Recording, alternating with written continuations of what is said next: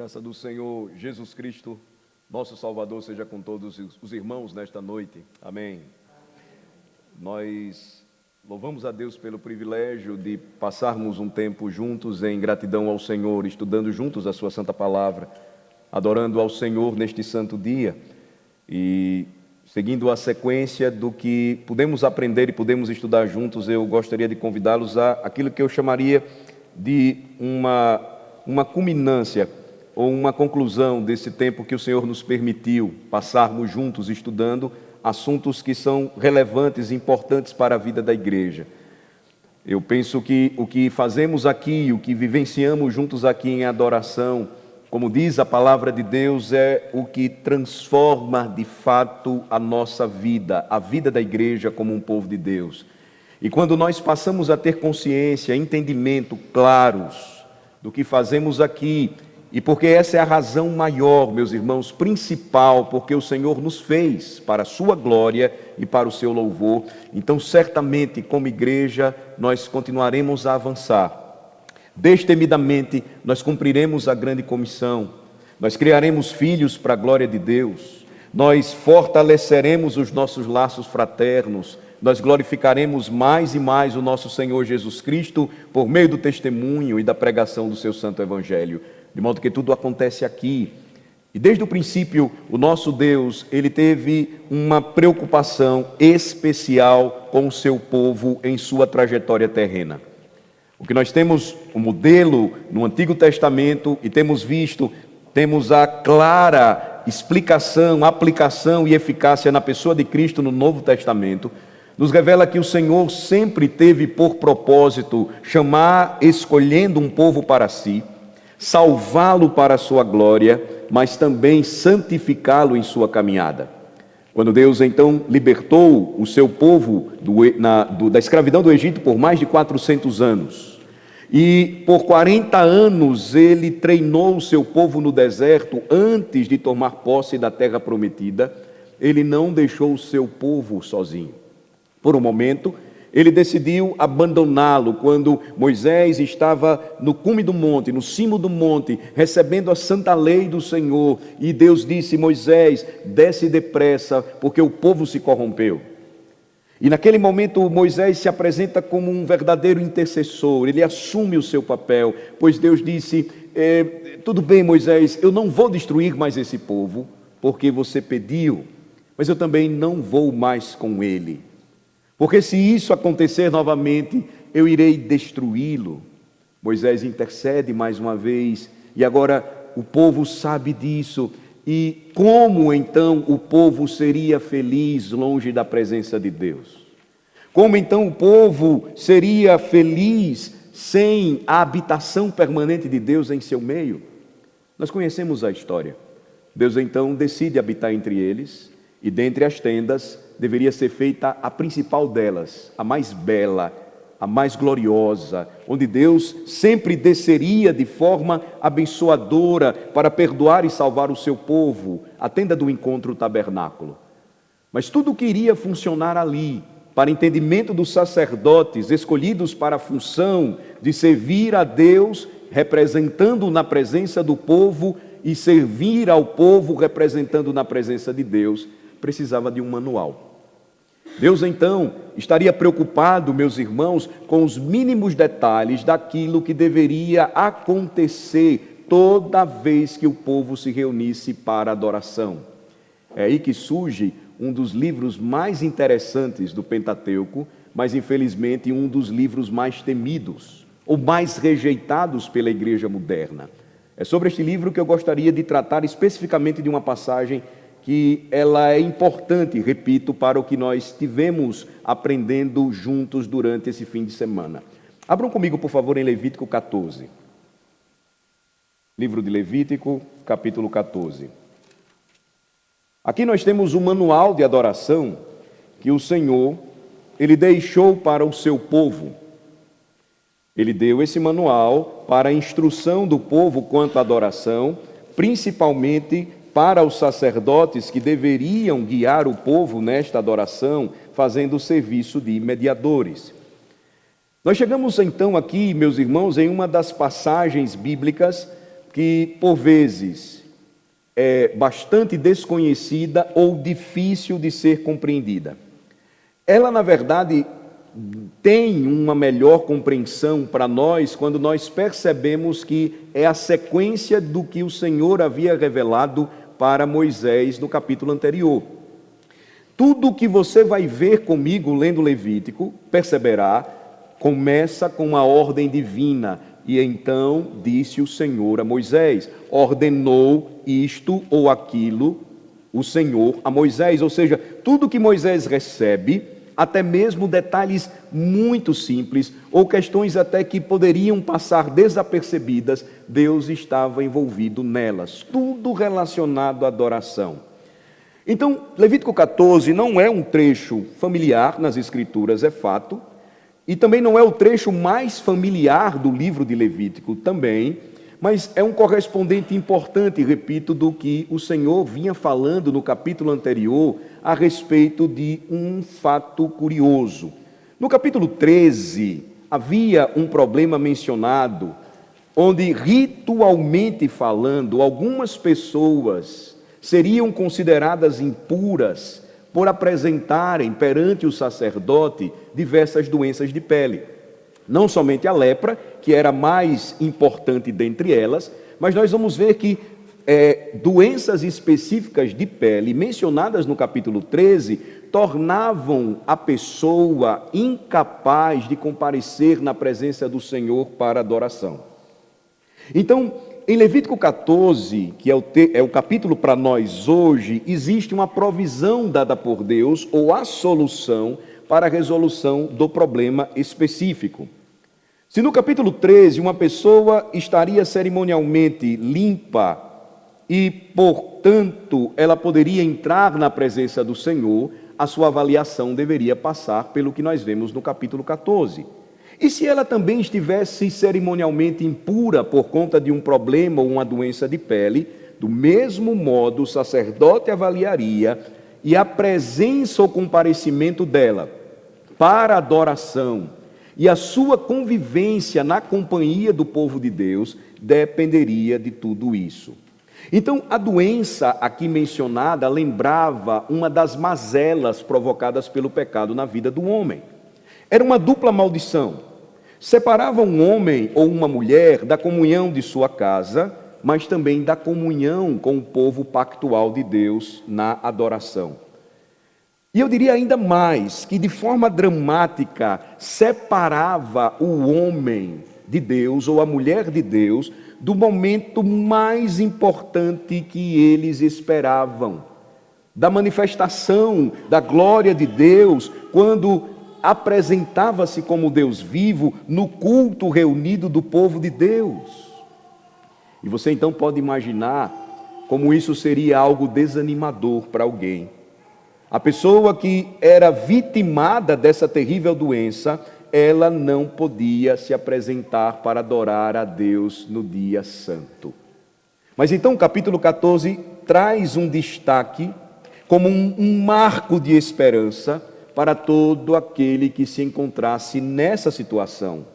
Porque ele descreve como na misericórdia de Deus, o Senhor providenciaria um meio para que aquela pessoa, antes declarada impura, recebesse novamente uma declaração de pureza, de acesso, e pudesse voltar novamente à presença de Deus para adorá-lo, reunir-se novamente com a sua família, não viver distante, isolado do povo. E então, toda vez que uma pessoa estava ali enquadrada nos males descritos do capítulo 13, e agora declarada cerimonialmente impura, contemplando a sua condição, sem poder entrar na presença de Deus, mas enxergava por um momento a sua misericórdia e graça, havendo cura, havia então agora um caminho livre novamente para a restauração. Haveria uma provisão e essa pessoa poderia voltar a comparecer na presença de Deus. Levítico 14, então, irmãos, ofereceria ao sofredor a esperança de restauração à comunhão com a sua família, comunhão na comunidade do pacto e comunhão com o Deus vivo em sua presença na adoração. Nós temos aqui uma passagem longa e eu proponho que nós possamos lê-la de forma dividida. Nós vamos facilitar e eu já vou apresentar para os irmãos a divisão prática do capítulo 14 e depois eu vou seguir na sequência com uma observação importante para nós da sua doutrina e aplicação para os dias de hoje. Porque a grande dúvida que surge para a igreja moderna é: tudo bem, e o que é que tudo isso tem a ver comigo hoje? Por que há aplicações para mim ainda hoje aqui que são necessárias? E aí o nosso desafio será, mais uma vez, buscar os pontos de ancoragem com as páginas do Novo Testamento. Então vamos olhar para o capítulo 14, por favor. A primeira parte dele, nós podemos aqui dividir do versículo 1 ao versículo 9. Eu lerei para vocês e depois irei explicar. Disse o Senhor a Moisés: esta será a lei do leproso no dia da sua purificação, será levado ao sacerdote. Este sairá fora do arraial e o examinará. Se a praga da lepra do leproso está curada, então o sacerdote ordenará que se tomem, para aquele que se houver de purificar, 2 aves vivas e limpas, e pau de cedro, e estofo carmesim, e sopo. Mandará também o sacerdote que se imole uma ave no vaso de barro sobre águas correntes. Tomará a ave viva, e o pau de cedro, e o estofo carmesim, e o hisopo, e os molhará no sangue da ave que foi imolada sobre as correntes, as águas correntes. E sobre aquele que há de purificar-se da lepra, aspergirá 7 vezes. Então o declarará limpo e soltará a ave viva para o campo aberto. Aquele que tem de se purificar lavará as vestes, rapará todo o pelo, banhar-se-á com água e será limpo. Depois entrará no arraial, porém ficará fora da sua tenda por 7 dias. Ao 7º dia, rapará todo o seu cabelo, a cabeça, a barba e as sobrancelhas, rapará todo o pelo, lavará as suas vestes, banhará o corpo com água e será limpo. Aqui nós temos então um ritual que era dado para uma pessoa que havia sido curada e agora se apresentava ao sacerdote, conforme a lei de Levítico. E o sacerdote então olhava para ela e dizia: sim, de fato esta pessoa, ela foi curada da sua lepra ou da sua doença de pele. E uma vez que essa declaração fosse feita pelo sacerdote, o que acontecia? O sacerdote então reintroduzia por meio deste ritual de volta à comunhão com o povo de Deus. Agora, uma vez que isso acontecesse, haveria um segundo ritual. Observe a partir do versículo 10 até o versículo 20. No 8º dia, tomará 2 cordeiros sem defeito, uma cordeira sem defeito de 1 ano e 3 dízimas de 1 efa de flor de farinha, para oferta de manjares, amassada com azeite, e separadamente um cestário de azeite. E o sacerdote que faz a purificação apresentará o homem que houver de purificar-se, e essas coisas diante do Senhor, à porta da tenda da congregação. Tomará um dos cordeiros, e o oferecerá por oferta pela culpa, e o cestário de azeite, e os moverá por oferta movida perante o Senhor. Então imolará o cordeiro no lugar em que se imola a oferta pelo pecado e o holocausto no lugar santo. Porque quer a oferta pela culpa como a oferta pelo pecado são para o sacerdote, são coisas santíssimas. O sacerdote tomará do sangue da oferta pela culpa e o porá sobre a ponta da orelha direita daquele que tem de purificar-se, e sobre o polegar da sua mão direita e sobre o polegar do seu pé direito. Também tomará do cestário de azeite e o derramará na palma da própria mão esquerda. Molhará o dedo direito no azeite, que está na mão esquerda, e daquele azeite aspergirá com o dedo 7 vezes perante o Senhor. Do restante do azeite que está na mão, o sacerdote porá sobre a ponta da orelha direita daquele que tem de purificar-se, e sobre o polegar da sua mão direita, e sobre o polegar do seu pé direito, em cima do sangue da oferta pela culpa. O restante do azeite que está na mão do sacerdote, pô-lo-á sobre a cabeça daquele que tem de purificar-se. Assim, o sacerdote fará expiação por ele perante o Senhor. Então o sacerdote fará oferta pelo pecado e fará expiação por aquele que tem de purificar-se da sua imundícia. Depois imolará o holocausto e o oferecerá com a oferta de manjares sobre o altar. Assim o sacerdote fará expiação pelo homem, e este será limpo. Perceba, você observa aqui o Senhor oferecendo provisão e, como o tema dado a esse sermão, um remédio precioso para a cura da alma daquela pessoa. E aqui você tem um jogo de palavras interessante. Observem, há uma descrição intricada e um tanto estranha de um ritual que não é a maneira pela qual a pessoa é curada. Não é um remédio para a doença delas, é importante notar isso. Era um ritual porque elas já haviam sido curadas da doença, e então o remédio proporcionado não é para a cura da doença, era para a purificação ritual daquele que estava retornando à presença de Deus em adoração. Isso é muito importante, irmãos, e eu preciso explicar por quê. E eu vou fazer isso mais adiante, mas vamos seguir lendo. Há também agora a terceira sessão que começa do versículo 21 e vai até o 32, do 21 ao 32. Observem. Se for pobre e as suas posses não lhe permitirem trazer tanto, tomará um cordeiro para oferta pela culpa, como oferta movida para fazer expiação por ele, e a dízima de um efa de flor de farinha amassada com azeite, para oferta de manjares e um cestário de azeite. 2 rolas ou 2 pombinhos, segundo as suas posses, dos quais um será para oferta pelo pecado e o outro para holocausto. Ao 8º dia da sua purificação, os trará o sacerdote à porta da tenda da congregação perante o Senhor. O sacerdote tomará o cordeiro da oferta pela culpa e o cestário de azeite, e os moverá por oferta movida perante o Senhor. Então, o sacerdote imolará o cordeiro da oferta pela culpa e tomará do sangue da oferta pela culpa e o porá sobre a ponta da orelha direita daquele que tem de purificar-se, e sobre o polegar da sua mão direita e sobre o polegar do seu pé direito. Derramará do azeite na palma da própria mão esquerda, e com o dedo direito aspergirá do azeite que está na sua mão esquerda 7 vezes perante o Senhor. Porá do azeite que está na sua mão na ponta da orelha direita daquele que tem de purificar-se, e no polegar da sua mão direita e no polegar do seu pé direito, por cima do sangue da oferta pela culpa. O restante do azeite, que está na mão do sacerdote, porá sobre a cabeça do que tem de purificar-se para fazer expiação por ele perante o Senhor. Oferecerá uma das rolas ou um dos pombinhos, segundo as suas posses. Será um para oferta pelo pecado, e o outro para o holocausto, além da oferta de manjares. E assim o sacerdote fará expiação por aquele que tem de purificar-se perante o Senhor. Esta é a lei daquele em quem está a praga da lepra, cujas posses não lhe permitem o devido para a sua purificação.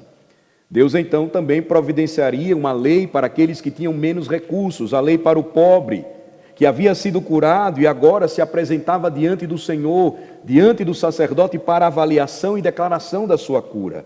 E aí nós vamos para a 4ª e última sessão do capítulo 14.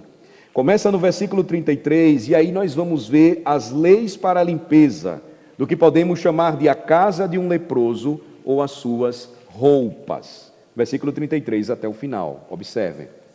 Disse mais o Senhor a Moisés e a Arão: quando entrardes na terra de Canaã, que vos darei por possessão, e eu enviar a praga da lepra a alguma casa da terra da vossa possessão, o dono da casa fará saber ao sacerdote, dizendo: parece-me que há como que praga em minha casa.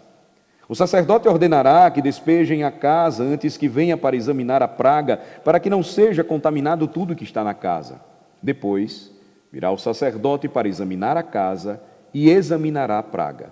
Se nas paredes da casa há manchas esverdinhadas ou avermelhadas e parecem mais fundas que a parede, então o sacerdote sairá da casa e a cerrará por 7 dias. Ao 7º dia, voltará o sacerdote e a examinará. Se vir que a praga se estendeu nas paredes da casa, ele ordenará que arranquem as pedras em que estiver a praga e que as lancem fora da cidade num lugar imundo.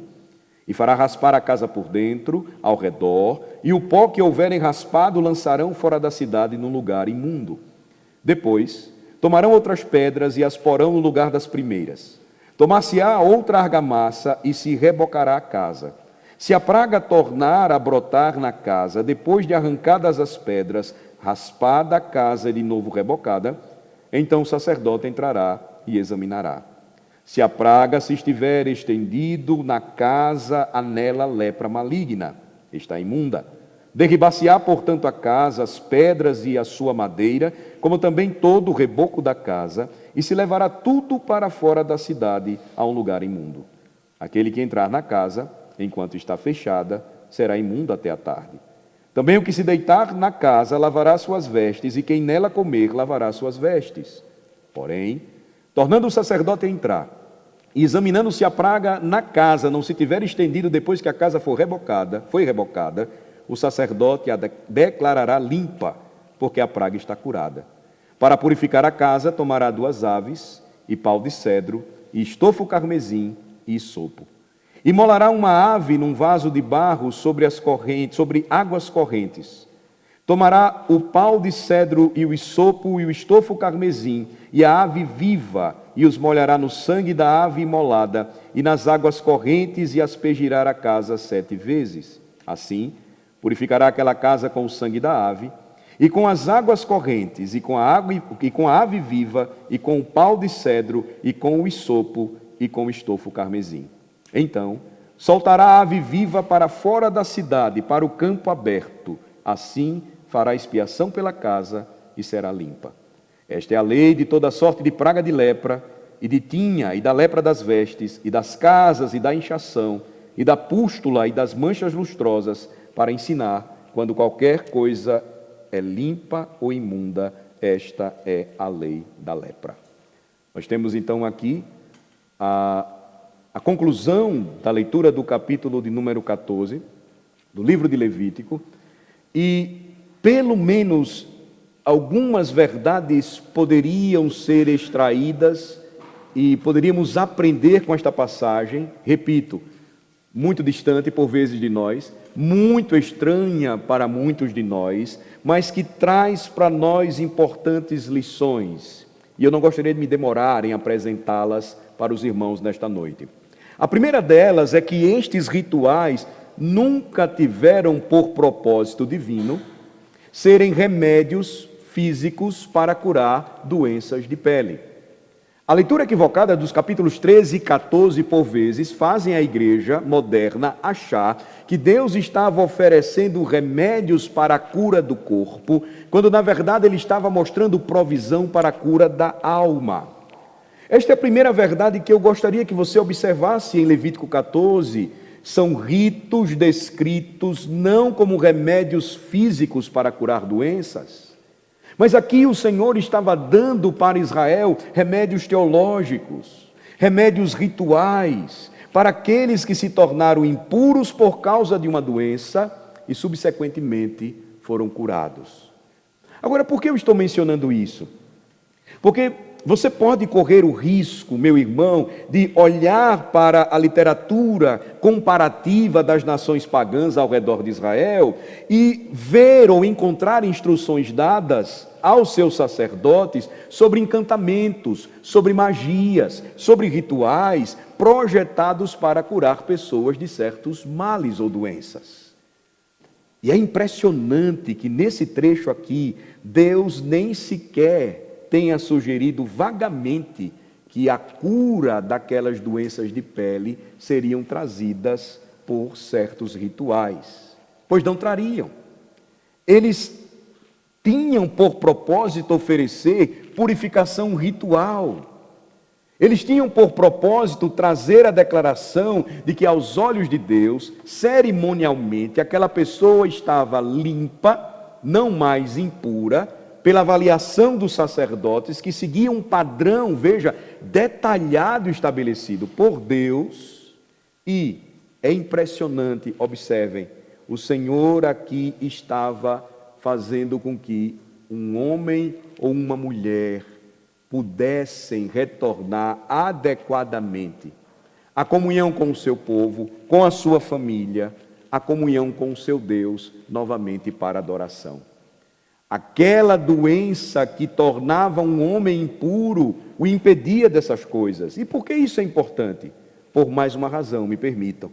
Isso distingue o ritual de Israel das práticas místicas e pagãs de magia das terras ou dos povos de Canaã. Não era um ritual mágico que Deus estava propondo aqui. Deus não estava dando feitiços ou poções, remédios ocultistas aos sacerdotes de Israel para realizarem a cura dessas pessoas enfermas. Não, ele tinha um propósito muito diferente em sua mente.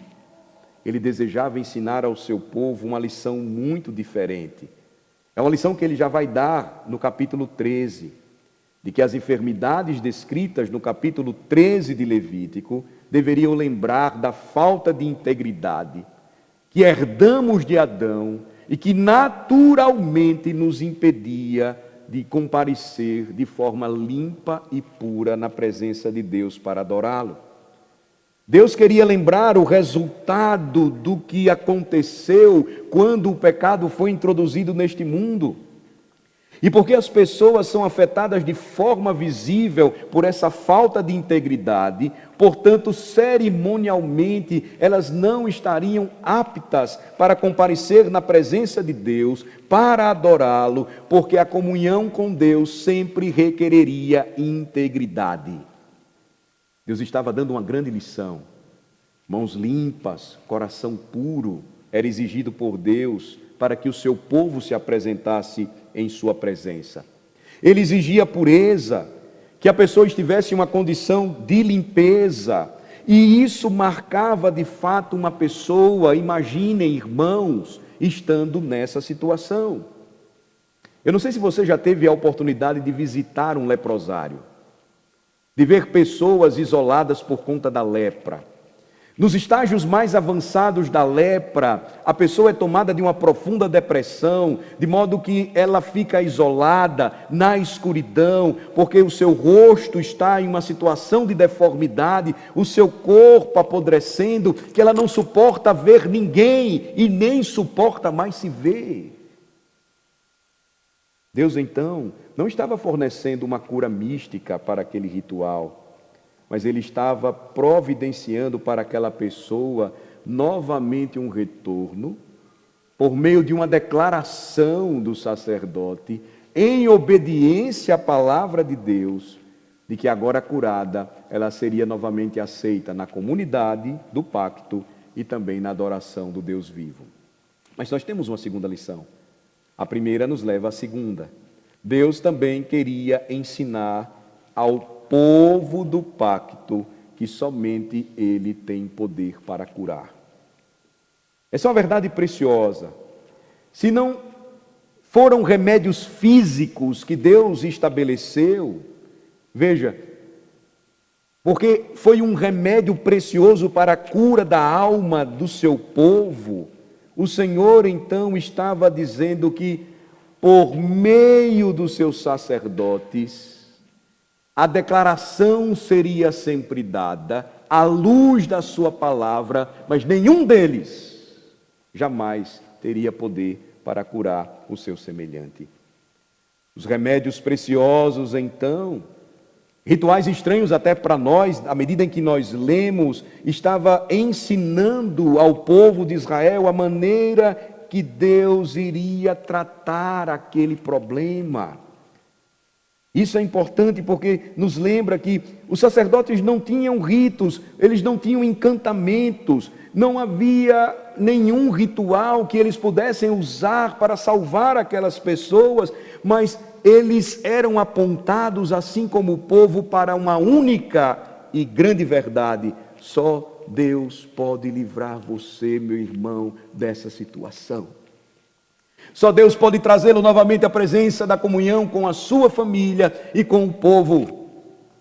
Só Deus pode permitir que novamente você compareça em sua presença para adorá-lo. Levítico 14, então, estava informando em cores vívidas a Israel que os sacerdotes, eles não podiam curar ninguém, mas apenas o Altíssimo poderia fazer isso. Os sacerdotes só poderiam, em obediência, fazer com que os ritos fossem cumpridos como uma declaração pactual de que ali e agora eles estavam puros, porque Deus os curou, porque Deus os restaurou à comunhão. Não é interessante como o trecho começa em Levítico 14, versículo 2? Esta será a lei do leproso no dia da sua purificação.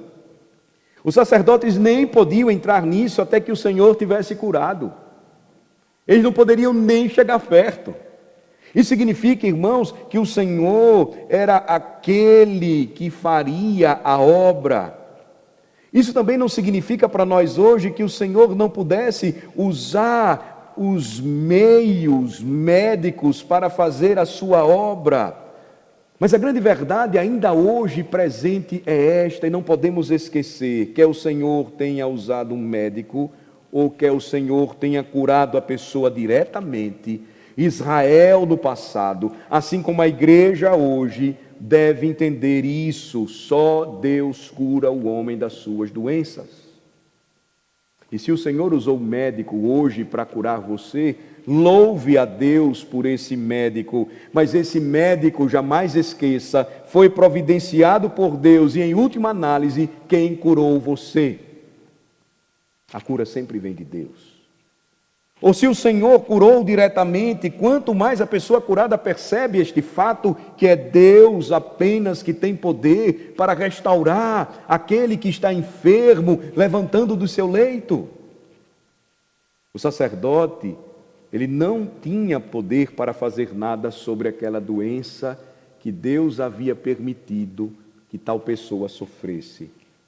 Lembrem-se a lógica aqui, como ela é interessante. Os remédios vêm depois que a cura acontecia. E assim, meus irmãos, Israel aprenderia, mais uma vez repito, em cores vivas esta lição: somente Deus poderia curar o seu povo. E isso nos leva para um outro ponto extremamente importante.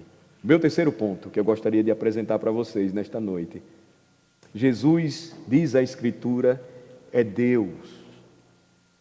E uma das razões por que a Escritura afirma a palavra de Deus, a divindade de Cristo, é porque Ele pode também curar. Quando você faz então a ancoragem do Novo Testamento, ou com o Novo Testamento, você vai chegar comigo no Evangelho de Mateus. Vamos para lá. No Evangelho de Mateus, o que acaba de acontecer no final do Sermão do Monte? Vamos ver. O Sermão do Monte começa no capítulo 5 do Evangelho de Mateus, vocês conhecem, e ele vai terminar no capítulo 7. Capítulo 7, versículos finais 28 e 29, você tem a conclusão prática do Sermão da Montanha. Jesus termina de pregar o Sermão do Monte e diz o versículo 28 do capítulo 7, quando Jesus acabou de proferir estas palavras, estavam as multidões maravilhadas da sua doutrina, porque ele as ensinava como quem tem autoridade e não como os escribas. Provavelmente a maioria de vocês nunca sofreu um nocaute. Quem já sofreu um nocaute, quer tenha sido por uma bolada bem dada, na época que o futebol de salão tinha uma bola pesada, assim como eu, que estava numa barreira. Ou você tenha disputado alguma luta marcial e tenha sofrido um nocaute, e você sabe que você fica realmente apagado por alguns segundos. O termo grego aqui para a reação da multidão depois que Jesus encerrou o Sermão do Monte foi semelhante a este. Eles ficaram como que nocauteados com a palavra de Cristo. Porque a maravilha que eles experimentaram pela doutrina do Redentor, a maneira como ele as ensinava com autoridade, não como os escribas de seu tempo, impactou profundamente a alma do povo.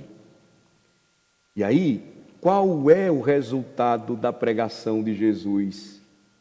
As pessoas ficam maravilhadas, as pessoas ficam impressionadas com a sua doutrina, mas elas também agora têm coragem de romper algumas barreiras e se dirigir até ele, por reconhecer que ele era muito mais do que um simples professor.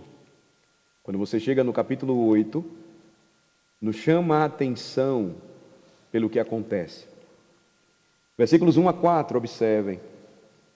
Ora, descendo ele do monte, grandes multidões o seguiram. E eis que um leproso, tendo se aproximado, adorou, dizendo: Senhor, se quiseres, podes purificar-me. E Jesus, estendendo a mão, tocou-lhe, dizendo: Quero, fica limpo. E imediatamente ele ficou limpo da sua lepra. Disse-lhe então Jesus: Olha, não o digas a ninguém, mas vai mostrar-te ao sacerdote e fazer a oferta que Moisés ordenou para servir de testemunho ao povo. Aqui nós temos um trecho que daria um sermão inteiro. Aqui nós temos um trecho, mas infelizmente o nosso tempo é exíguo e nós não temos tempo para um sermão completo. Mas você pode perceber o que está acontecendo aqui. Lembrem-se que o público-alvo do Evangelho de Mateus é o povo judeu. Lembrem-se, todo bom ouvinte judeu daquela mensagem, divinamente inspirada, de Mateus 8, versículos de 1 a 4, descobriria imediatamente que verdade, meus irmãos, conhecendo profundamente o livro de Levítico, que somente Deus poderia curar um homem coberto totalmente de lepra. A lepra dele já era avançada. Certamente ele se dirigiu a Jesus com dificuldades. Ele rompe as barreiras do medo, do temor, da vergonha, do isolamento. Ele nem deveria estar ali. Na verdade, a lei ordenava que ele gritasse quando uma pessoa se aproximava dele, dizendo: sou leproso, afasta-se de mim. Mas logo quando os primeiros ouvintes do Evangelho de Mateus, sendo judeus, eles vão lendo essa narrativa e vendo que Jesus não foge dele, mas Jesus estende a mão e toca um leproso e imediatamente ele o cura, tornando-o limpo. Eu pergunto, meus amados irmãos, o que esse ouvinte judeu sabe que aquele bom cristão judeu, Mateus, estava tentando lhe dizer? E somente Deus tem poder para curar um homem coberto de lepra. E Jesus tocando e dizendo: quero, fica limpo, imediatamente aquele leproso foi purificado de sua lepra. Que Jesus é Deus, porque Ele pode curar. Veja, Jesus não diz: vá ao sacerdote, deixe-o fazer alguns encantamentos rituais, eu vou orar por você e talvez você seja curado. O homem coberto de lepra diz: Senhor, eu sei que se tu quiseres, podes me curar. A resposta de Jesus então é: eu quero. Seja curado, seja purificado, você está limpo. E imediatamente, diz Mateus, o homem é purificado. Então, irmãos, esse trecho está testemunhando um fato glorioso, de que Jesus, em sua capacidade divina, como Deus Emanuel, que falou e o mundo passou à existência, tinha o poder de curar e purificar pessoas doentes. Não foi isso que ele fez durante o seu ministério? Agora, é curioso, veja, Jesus ordena ao homem que não contasse a ninguém sobre isso, e isso se encaixa exatamente no ponto de que este é um testemunho de que ele é Deus. Às vezes a gente não percebe essa lógica, né? Numa leitura rápida nós pensamos assim: bem, Jesus não estava querendo se revelar de forma clara, porque o seu momento não havia chegado, é fato. Em alguns momentos ele diz isso claramente, e João, por exemplo, registra, ele não queria que isso acontecesse, porque ainda não era a hora dele se revelar. Mas aqui há um detalhe impressionante. por que ele mandou que aquele homem não falasse nada com ninguém e fosse diretamente para o sacerdote avaliá-lo segundo a lei de Levítico que Deus deu a Moisés? Porque se este homem ele começasse a falar às outras pessoas que foi purificado por Jesus da lepra, eles iriam perceber imediatamente, irmãos, o sentido dessa afirmação em relação à pessoa de Cristo. E Jesus ainda não estava pronto para explicar os detalhes, como eu disse, dessa realidade aos seus discípulos, quanto mais às multidões. Lembre-se que em Cesareia de Filipe, muitos meses depois, antes de Pedro começar a entender, ele declarou: tu és o Cristo, o Filho do Deus vivo. E Jesus disse: bem-aventurado és, Simão Barjonas, porque não foi carne e sangue que te revelaram, mas meu Pai que está nos céus. Jesus ainda não estava pronto para fazer esse tipo de anúncio mais amplo, mas não esqueçam, ele estava pronto para enviar esse homem de volta para os sacerdotes. Por quê? Porque ele iria testemunhar para eles aquilo que os sacerdotes conheciam, segundo Levítico 14.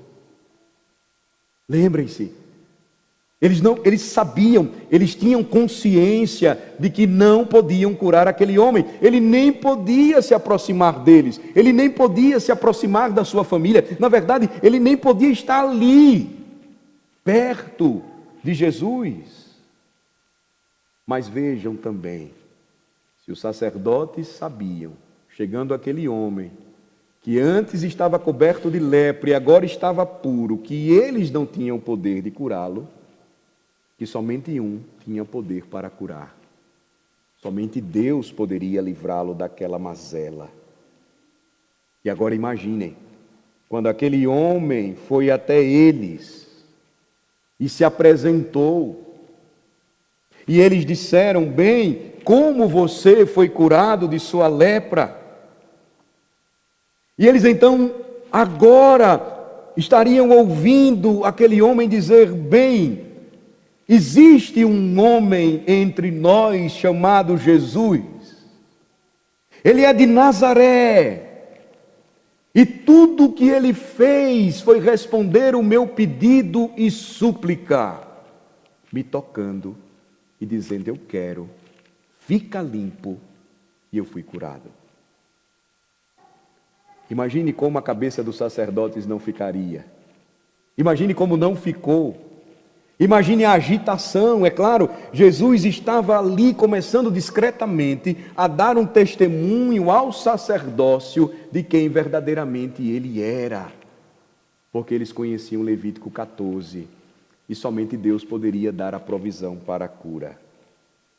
Então, irmãos, quando Jesus cura o leproso aqui no Novo Testamento e em outros lugares, ele nos dá um belo testemunho sobre quem ele é. Jesus é o Deus que veio ao mundo em carne. E Levítico 14, percebam, nos ajuda a entender bem a razão e o porquê de tudo o que aconteceu em Mateus capítulo 8. Mas isso nos aponta também, irmãos, em quarto lugar, para a graça e a bondade de Deus. Esse é o meu quarto ponto nesta noite. O trecho fala muito sobre a graça e a bondade de Deus. Nós temos aqui em Levítico a provisão ritual que é dada para os sacerdotes realizarem a lei de Deus. E aí você vê também em Jesus o que ele chama de a oferta ordenada por Moisés, ou seja, o ritual seria sempre um lembrete da graça de Deus para o seu povo necessitado. E por que eu faço essa afirmação? Porque a passagem mostra como Deus provê sempre para nós, o seu povo do pacto, um caminho de restauração. Um caminho de restauração para aqueles que foram declarados impuros uma vez, mas agora foram curados por Deus. A graça e a bondade de Deus então se revela para todo pecador nesta passagem, porque o destino deles não está selado quando são declarados impuros. Em Cristo ainda há esperança para eles e Deus proporciona este caminho pelo qual eles podem ser declarados limpos e novamente acolhidos na Assembleia dos Santos. Irmãos, são tantas passagens belas que nos falam sobre isso. Você deve lembrar, por exemplo, dentre as leis, que um homem emasculado, que tivesse os seus testículos trincados ou mutilados, feito eunuco, jamais poderia adorar a Deus. Isso lembrava como o pecado limita o homem a acessar a presença de Deus.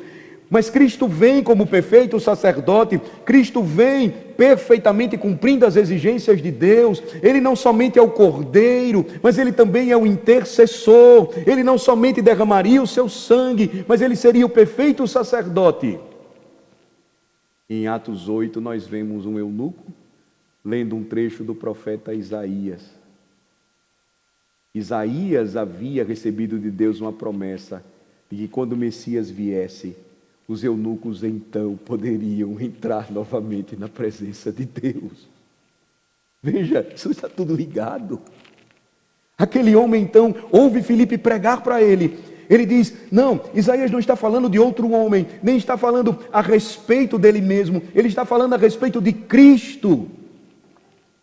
E ele então diz, eu creio, o que me impede que eu seja batizado? E aí nós percebemos como a bondade e a graça de Deus sempre em Cristo abre o caminho para pecadores arrependidos. Agora, irmãos, isso também serve como um lembrete para todo pecador, sobre quem o juízo de Deus caiu, sobre quem a sentença de impuro um dia foi pronunciada. Que há um caminho que foi fornecido pelo próprio Deus, de volta à comunhão com Ele, com o seu povo. E Levítico 14 é um trecho da graça de Deus sendo revelada em sua lei. É uma provisão graciosa de Deus em sua lei para a restauração da alma de um homem. Isso nos leva então, em quinto lugar, a uma penúltima verdade. A expiação precisa ser feita para que possamos estar presentes diante de Deus. Em quinto lugar, o texto nos lembra que, para que sejamos reintegrados à presença de Deus e do seu povo na adoração, algo precisa acontecer. É repetido 3 ou 4 vezes em Levítico 14, um sacrifício expiatório precisa ser feito. E por que isso deve nos chamar a atenção? Veja, aquele homem já se apresentava perante o sacerdote curado. Ele deveria ser declarado limpo, mas antes de voltar à presença de Deus, o que ele precisava fazer? Um sacrifício de expiação precisaria ser oferecido. Uma oferta pela culpa, uma oferta pelo pecado, deveria ser oferecida por ele, entregue nas mãos do sacerdote, para que ele fosse readmitido à presença de Deus. Veja como isso é interessante, porque isso nos sugere ou nos aponta para o sexto e último ponto que nos liga e conclui o sermão desta noite para nós. A expiação, então, nos lembra que Deus é soberano em curar o homem e que a cura sempre requererá derramamento de sangue. A expiação nos lembra que Deus é soberano em curar o homem, mas a cura sempre exigirá expiação de sangue. Isso nos chama a atenção para pelo menos 2 coisas. A primeira delas é que lembraria a pessoa curada da soberania de Deus em curá-lo. Eu queria que, nesse sexto e último ponto do sermão desta noite, você refletisse um pouco sobre isso. O que precisava acontecer naquele ritual? Veja lá no final de Levítico 14, por favor, mais uma vez.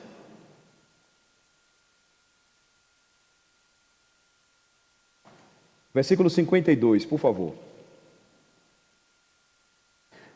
Assim purificará aquela casa com o sangue da ave, e com as águas correntes, e com a ave viva, e com o pau de cedro, e com o hisopo, e com o estofo carmesim. Então soltará a ave viva para fora da cidade, para o campo aberto, assim fará expiação pela casa e será limpa. 2 pássaros deveriam ser levados à presença do sacerdote.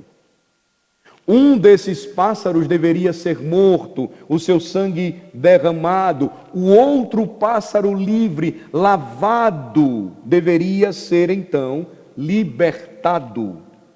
E toda vez que uma pessoa curada participava desse ritual, ela lembrava que só foi curada porque Deus quis que ela fosse curada.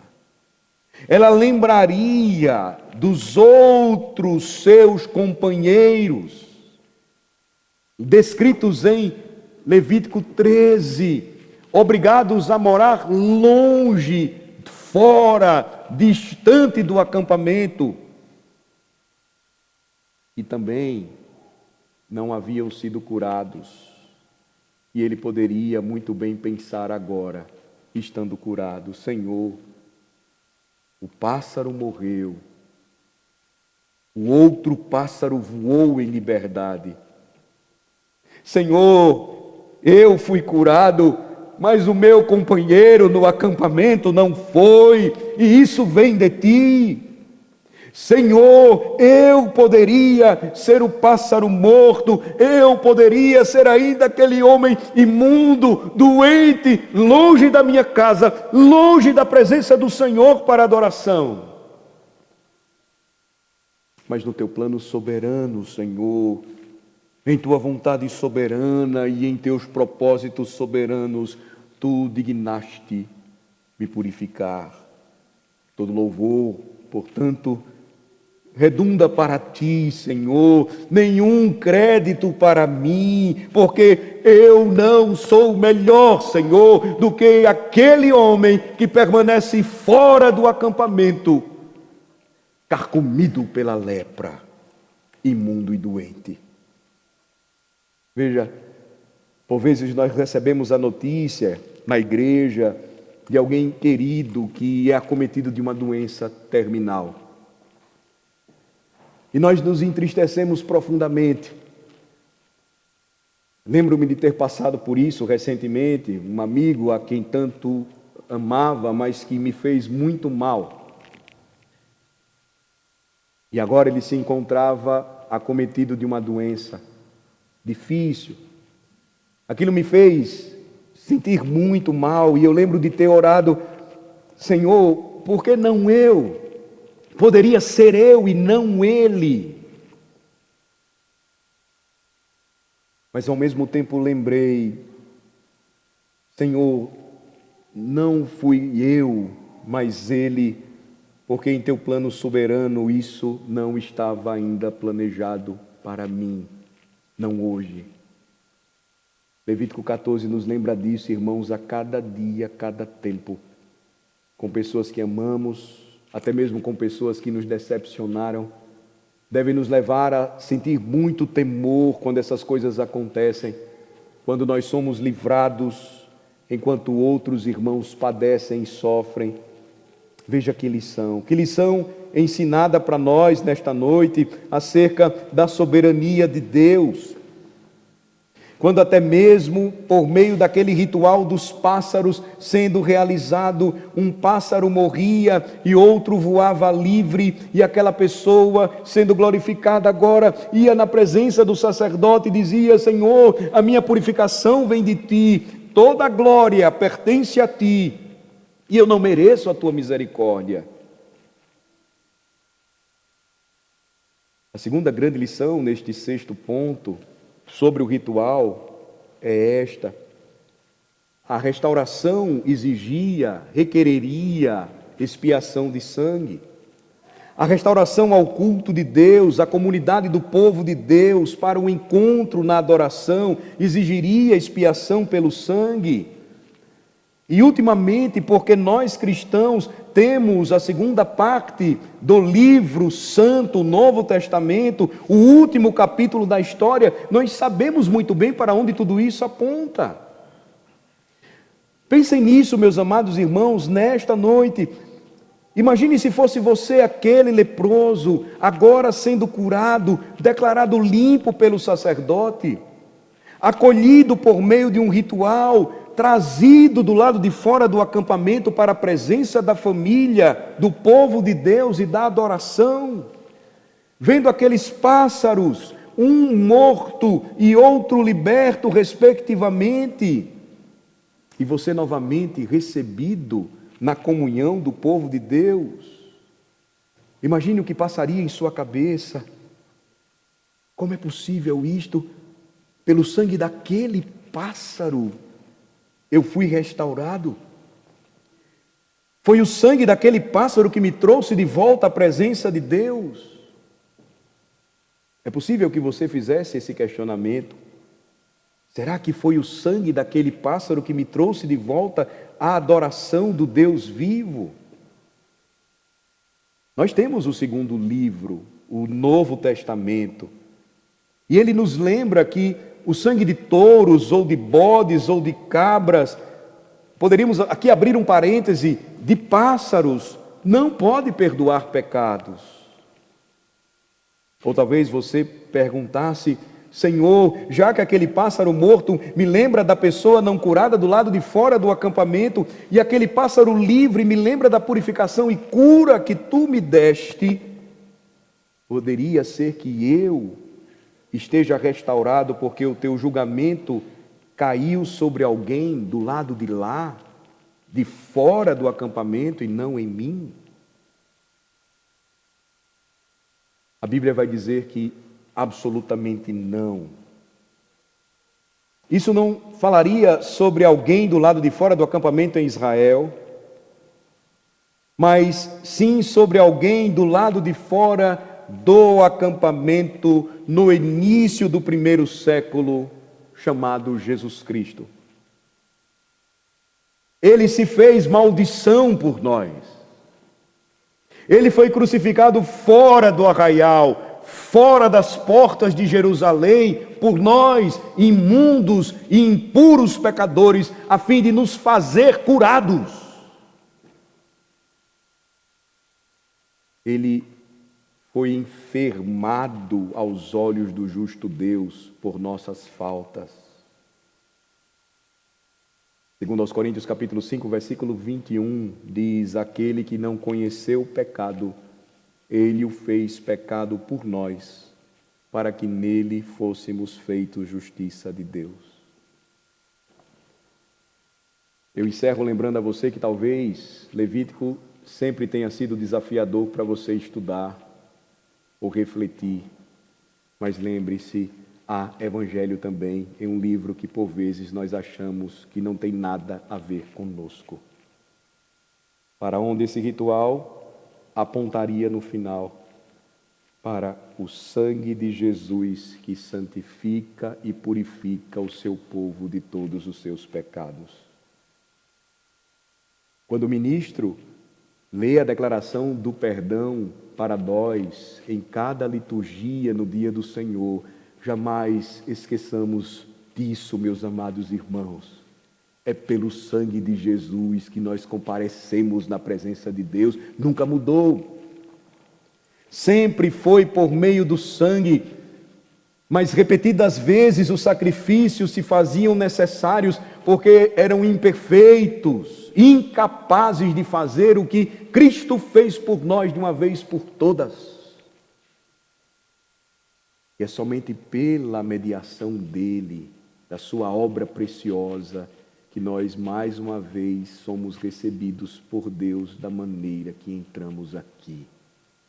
E ele mais uma vez perdoa os nossos pecados, ele restaura a nossa alma e ele nos lembra: vocês estão curados pelo sangue do meu Filho. É para onde esse ritual aponta. E que a nossa oração seja sempre a de agradecer a Deus, porque em Cristo nos foi possível, meus irmãos, o retorno à comunhão com Deus vivo. Nunca mais despreze o dia do Senhor. Nunca mais perca, por qualquer razão, a importância de experimentar o acontecimento mais marcante da terra, quando o povo redimido de Deus se reúne para exaltar o Cordeiro que foi morto antes da fundação do mundo e vive pelos séculos dos séculos. Quando nós passamos a entender tudo isso, nós vamos perceber como era caro para um homem ou uma mulher viverem longes e distantes da presença de Deus. Nós temos livre acesso à presença de Deus em Cristo. Hoje Ele nos recebe. Hoje nós não passamos por esse crivo cerimonial. Ele se cumpre em Cristo. Mas jamais esqueça, Ele estava falando algo muito mais profundo em Levítico 14. Ele estava falando daquilo que Ele mesmo fez por nossa alma. Vamos orar. Senhor, Deus nosso, te rendemos graças por esta palavra, pois ela é a verdade do Evangelho. Nós te pedimos, Senhor, que nos abençoe para o fortalecimento das nossas almas, dos nossos corações e para a promoção da Tua glória.